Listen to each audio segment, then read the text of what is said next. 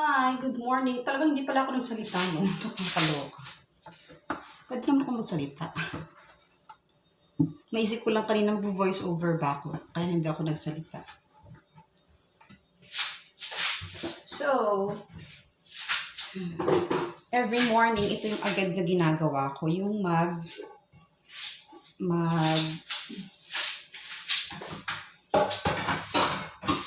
mag-arrange ng mga na-dry ng dishes.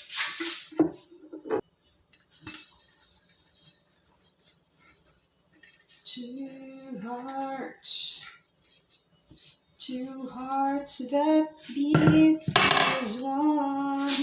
So dito ko na ito ilalagay kasi fried rice ako. Yung fried rice ko, talagang pinasobrahan ko na yung saing ko last night. Kasi nga, tas dinamihan ko yung binagoongang talong. Kasi inisip ko, gusto kong mag-rice ng morning. Kasi ayoko pang pumunta ng PX Mart. Tapos yung bread namin is good for one person na lang. Sa amin ni husband, siya yung mas gusto ng bread. Kaya, saan ba? Okay ka ba dyan? Mas gusto niya yung bread, so siya na lang mag-bread. At ako, mas gusto ko naman yung binagoong talong. So, ako yung kakain nun.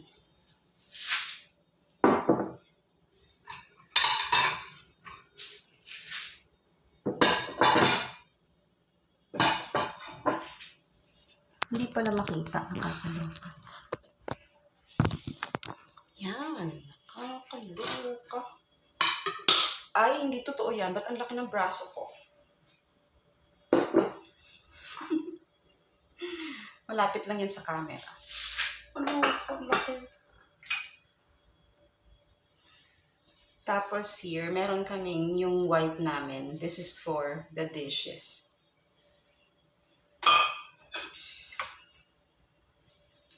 Pero minsan, napupunasan ko din siya ng ng kamay kong basa.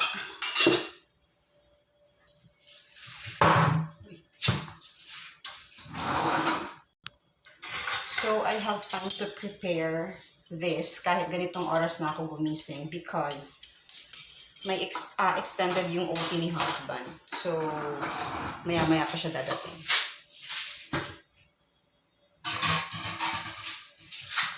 And dahil ako ay fried rice, kailangan ko ng garlic, of course.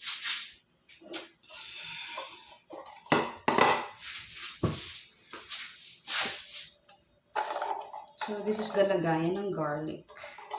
And tingnan nyo, yung binibili ko is yung na siya. Hindi na siya whole. Diba? Niliit-liit na siya. Pero pag walang ganito, yun ang binibili ko. Yung buo-buo. Late ba yung salita? Yan. So, I think okay na ito. Kasi, half cup lang yung pinasobra kong saing last night.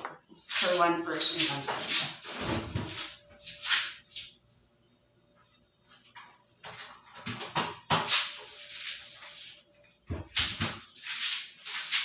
Ito yung mga lagayan namin ng mga leftover sa fridge. Para lang, tiny and pwede siyang patong-patong. Cute, diba? Hindi lang siya glass, plastic lang siya. Pero kasi pag glass kasi medyo pricey na siya sa dun sa binibilhan ko. So far parang okay naman ako dito. Kasi yung nalalagay namin lagi, walang masyadong oil. So for me, it's okay lang. Like this, rice. So okay lang din naman na plastic siya. Kung kaya kong iwanan ka, di na sana isa pa. Kung kaya kong ay, sorry. Na ano siya ng wiper.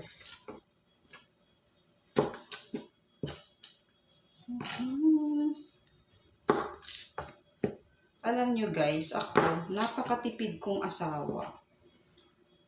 Nag-recycle ako ng oil, cooking oil. Diba? Tapos, pag may natira kaming food na hindi naman talaga maiwasan, kasi nagkakamali din ako ng estimate. O diba? Para ang onti pa lang ang nasasabi ko tsaka ginagawa ko, pero 3 minutes na pala. Kaya siya nag-stop kasi yung camera app ko, 3 minutes lang. Tapos kailangan mong i-restart.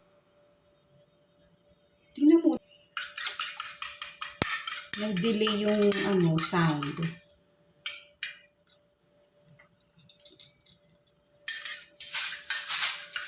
Parang kulang pa siya ng salt.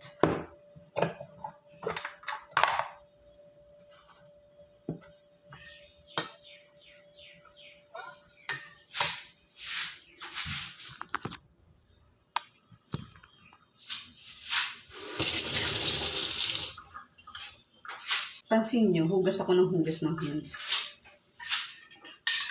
Kasi every time may makahawakan ako. Tapos, may mga granules, and wet, and sticky. Gusto ko na nawawash agad.